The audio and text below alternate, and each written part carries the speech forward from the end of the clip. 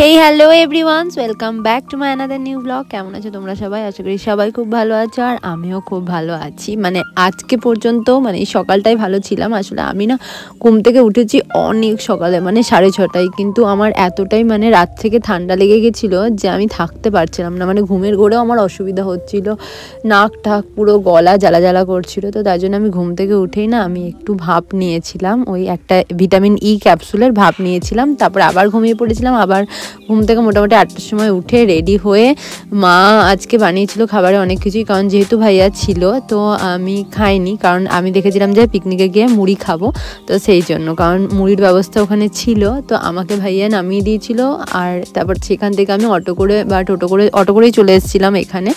এটা এখন তারাপীঠে মানে মোটামুটি একটা ট্যুরিস্ট প্লেস হয়েছে, আর এটা আমাদের এই সিজনের ফার্স্ট পিকনিক ছিল। মানে আমার এরকম একটা ফ্রেন্ডদের সাথে পিকনিক হয়, তো এটা মানে ফার্স্ট হচ্ছিল। আর এই গ্রুপের সাথে পিকনিক না আমি অনেক বছর আগে করেছিলাম, কারণ অনেক সময় ওদের হলো আমাদের হতো না, আর টাইম আমার হতো না, সত্যি কথা। আর বুনু থাকলে জোড়াজোড়ি করতো, কিন্তু যাই হোক কোনোভাবে হতো না। তো এইবার যেহেতু একটাই পিকনিক করব ঠিক করেছিলাম, তো ওদেরকে আমি বলেছিলাম, আর ওরাও ডেটটা, সত্যি কথা বলতে ওরা 14 তারিখ বলেছিল, কিন্তু বলার পর সবাই মিলে ডিসকাশন করে 7 তারিখ ডেট করা হয়, আর এটা ছিল জানুয়ারির 7 তারিখ। তারপরে আমরা ওখানে যাই, মুড়ি খাই। মুড়িতে ছিল চপ, বেগনি, অনেক কিছুই ছিল। তারপরে এখানে পকোড়া ভাজা হয়েছিল, আর পকোড়া আমরা সবাই মিলেই ভেজেছিলাম। আর আমাদের মেনুতে ছিল না মাটন ছিল, তো মাটনটা সেদ্ধ হতে মোটামুটি অনেকক্ষণ টাইম লেগেছে। আর দেখতে পাচ্ছি এরকম মাটন রান্না করার জন্য কত লোক এক জায়গায় হয়েছে। তো মিডিলে আমি বসেই ছিলাম। তো তারপরে আমাকে প্রভাত ডাকে, আর এদিকে ওরা সবাই কিছু একটা এক্সাম নিয়ে ডিসকাশন করছিল, আর এখানে আমি বসেছিলাম আর ওরা রান্না করছিল। আর আমি এই কারণেই বসেছিলাম, কারণ আমার তখন থেকেই শরীরটা একটু খারাপ করতে লেগেছিল। আর আমি না কোল্ড ড্রিঙ্কসও খাচ্ছিল, ওরা সবাই পকোড়া টোকোড়া দিয়ে, তো আমি কোল্ড ড্রিঙ্কস খাওয়ার জন্য মানে খেয়েও নিয়েছি একটু অনেকটাই। তো সেখান থেকেও আমার শরীরটা আরও বেশি খারাপ করছিল। তো তারপরে ওরা এদিকে মানে মাটনটাকে সেদ্ধ করতে বসিয়ে সবাই মিলে নাচ করতে লেগেছিলো, আর আমিও করছিলাম। এখানে গানটা চলছিল না, ফাগুনি পূর্ণিমা রাতে চল পালায় যায়। যতই অন্যান্য জায়গায় পিকনিক করো না কেন, পুরনো ব্যাচমেটস বা ওই ফ্রেন্ড সার্কেলের সাথে যে ফিস্টটা করা হয় না, বা পিকনিকটা করা হয়, সেটা একটা অন্যরকমই হয়। মানে সেখানে বসে থাকলেও আলাদাই একটা গল্প হয়, আনন্দ হয়। তো যাই হোক, আমরা ওখানে সবাই মিলে ছিলাম। আর আমি জানি না, অনেকগুলো ক্লিপসই আমি দিয়েছি, কার কি মত অমত থাকবে আমি জানি না। আমি ওদেরকে জিজ্ঞাসাও করেছিলাম, কিন্তু কোনো কিছু বলেনি, আমি দিয়ে দিয়েছি। তবে যা হবে হবে। তো এখানে দাঁড়িয়ে না আমরা দেখছিলাম যে মাংসটা কতক্ষণ সেদ্ধ হচ্ছে, আর মৃণালদা রান্না করছিল। মানে এই সময় মানে কষছিল আর কি, লেড়ে লেড়ে দেখছিল যে কি হয়েছে না হয়েছে। তো মৃণালদা মেনলি ওই কারণে গেছিলো যে ওখানে যে মানে খাসির মাংসের যে তেলগুলো থাকে না, ওগুলো খেতে হেভি টেস্ট, তো ওগুলো মৃণালদা খুঁজে খুঁজে বার করছিল আর পাতার মধ্যে রাখলো।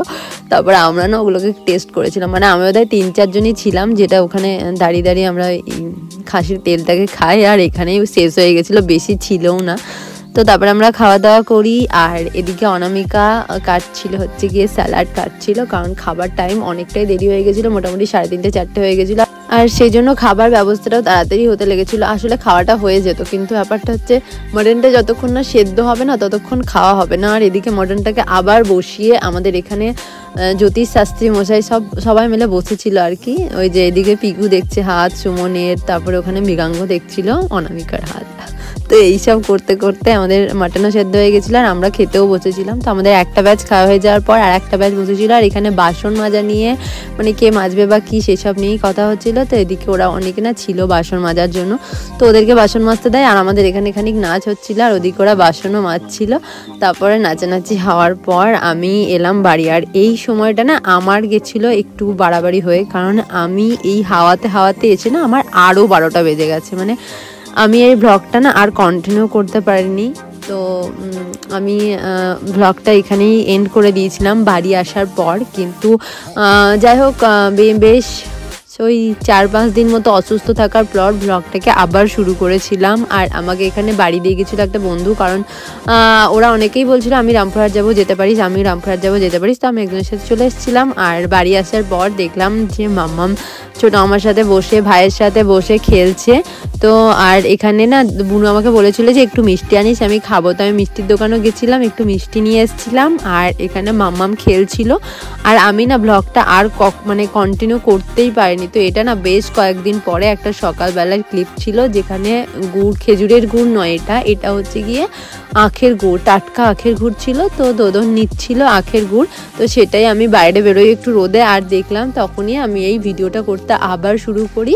তো আর দেখতে এত ভালো লাগছিল গুড়টা নেওয়ার সময়। তারপর আমি একটু রোদে দাঁড়ানোর জন্য গেছিলাম এখানে। আর ছোটো মামা ওদেরকে না কিছু হাসি ঠাট্টা করছিল, সবসময় তো মজার ব্যাপার কিছু বলতেই থাকে, তো ওদেরকে একটু হাসি ঠাট্টা করে আর কি হাসাচ্ছিল। আর এখানে না একটা জিনিস দেখতে পেলাম, দেখো এটাগুলো না উইয়ের ঘর। হ্যাঁ, এই বাড়িটার না অর্ধেকের একটু কম পর্যন্ত মানে মাটির গাঁথনি দেওয়া আছে। তো ওই জন্য উইয়ে বাসা করে, তো ওটাই ওরা ভেঙে ভেঙে দেখাচ্ছিল যে এটা উইয়ের ঘর। তো ওগুলো দেখছিলাম। আর আমি না এরকমভাবে কখনো আগে উইয়ের ঘর দেখিনি। আর দেখো এখানে মাম্মামকে দেখো কিরম চকলেট খাচ্ছে। হ্যাঁ, ওরকম চকলেটেরই পোকা হয়েছে এখন, বেশ চকলেট খায় দেখো, এরম মানে মুখে একটু একটু করে ভেঙে ভেঙে দিলে। আর এখন যেহেতু দাঁতটা হয়েছে, তো বুনু একটুখানি দিয়েছিল আর আমি একটুখানি দিলাম, দিয়ে চকলেটটা দিলাম। আর ওকে এখানে না লোভ দেখানো হচ্ছিল, যদিও বাচ্চাদেরকে চকলেট দেওয়া উচিত নয়, কিন্তু তাও খেলে যখন না ও ডাব ডাব করে তাকায়, যেটা ওর খাওয়ার জিনিস একটুখানি দিই, বেশি নয়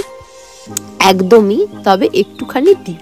হ্যাঁ, তো মামাম এখানে খাচ্ছিল, একটুখানি চকলেট খেলো। আর তারপর আমি ব্লগটা বেশ আবার একদম ধুমধুমার একটা জ্বরে পড়ে গেছিলাম। তারপরে এটা একদিন ওই কালী পুজো ছিল পাশের বাড়িতে, একটা দিদার বাড়িতে, তো সেখানেই আমি প্রসাদ আনতে গেছিলাম। আর এখানে আমার ভয়েসটা শুনেই বুঝতে পারবে যে আমার কেমন অবস্থা ছিল। না, কারণ সিঁড়িটা তো ভালো নয়। আচ্ছা, একটু ফল কাটবো না, এর থেকে না না না, এই থেকে দাও, আর দিতে হবে না, না থাকলে দিতে হবে না। না না, চেয়ে থাকুক, অত তো খাবো না, একটা কি দুটো মুখে দেবো, ব্যাস ব্যাস, তবে থাক।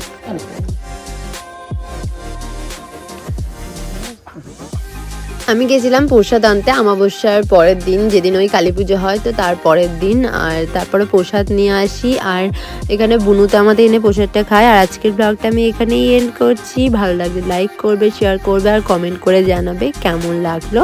দেখা হচ্ছে নেক্সট ব্লগে, ততক্ষণ পর্যন্ত ভালো থেকো, সুস্থ থেকো।